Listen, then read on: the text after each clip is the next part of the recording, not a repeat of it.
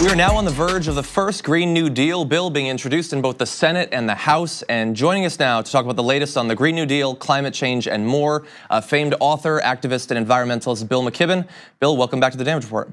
John, good to be with you as always. Very glad to have you here, especially right now for a number of different reasons. So there's a bunch of different things that I want to talk about. I was curious about one thing though. Obviously there's some really horrendous weather affecting a significant portion of the country right now. A big debate going on about how much we actually know about the connection between the polar vortex, how it's evolved in climate change and things like that. But the president did weigh in earlier this week, sort of mocking those who are concerned about climate change as we were just about to be hit by this wave of horrendous weather. How did you respond to that?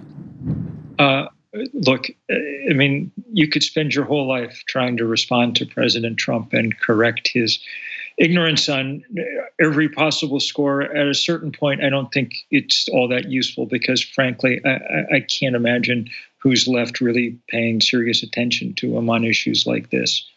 Well, I certainly hope that you're right. So let's move from ignorance to irresponsibility, and that involves a story that broke last week by Bloomberg about a number of different corporations, including Merck and Apple and Home Depot and others that are developing plans to monetize climate change. Not to monetize stopping climate change, but to monetize the negative effects of climate change. What did you think about that reporting? I was instructive as always. I mean, people will have read perhaps Naomi Klein's book, Shock Doctrine, and it seems more apt with each passing day. In fact, this was almost a parody version of it, reading that Merck was looking forward to the money they could make from pills to deal with all the diseases that you get when you unleash mosquitoes and bad water and things around the world. I mean, it's science fiction, but it's the world in which we live. That kind of disaster capitalism we've seen from Puerto Rico to Katrina to the wildfires in California. It's obviously gross, but it's a symptom of precisely the larger scourge we're dealing with here. And it's interesting that this is operating in the background as there's still people who don't believe this is happening, that we're not experiencing any sort of ongoing trend in terms of climate. But the Pentagon is concerned about it. All of these corporations are concerned about it. All of the people that the right looks up to and admires, they're taking it seriously, but it hasn't trickled down to the regular conservative politician or voter, unfortunately.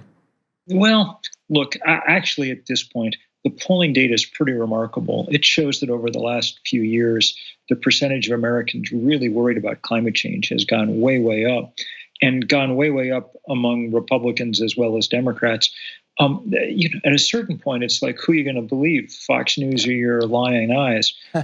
Almost every county in America has had a federally declared disaster in the last few years. People sat and watched those firestorms sweep through California. By the time that was done, no one was under any illusion that we were living in the old normal. We're living in something very different now. Yeah. So recently, a number of different politicians, including some who are going to be running in the Democratic primary this time around, have announced that they support a Green New Deal. And in some of those cases, there hasn't been quite a lot of details about exactly what they mean when they say that. And so I'm curious, from someone with as much experience as you have in this movement, when someone says they support the Green New Deal, what does that need to include for it to be a meaningful statement? Well, that's just the right question. I mean, it is good that everyone feels the need to say it. And it's a good sign of the great organizing that's gone on from groups like Sunrise Movement and so on.